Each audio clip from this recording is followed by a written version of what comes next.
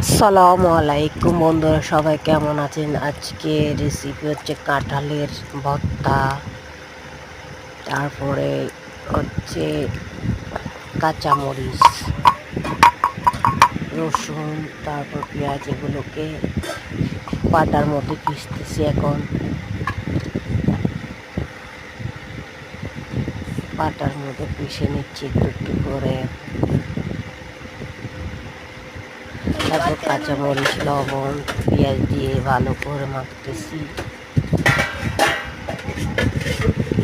সরিষার তেল দিলাম, তারপরে এখানে জাম পাতা, তারপরে কাঁচামরিচ, তারপরে বাটা মরিচের ভর্তা, লেবু। তো আমি আম পাতা দিয়ে মরিচ আর লেবুর রস দিয়ে খাবো।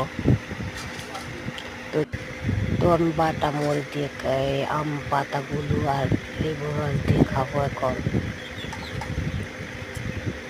তো মরিচের ভর্তা দিয়ে আর লেবুর রস দিয়ে আম পাতা খেতে অনেক ভালো লাগে, শরীরের চর্বি কমে আম পাতা খেলে।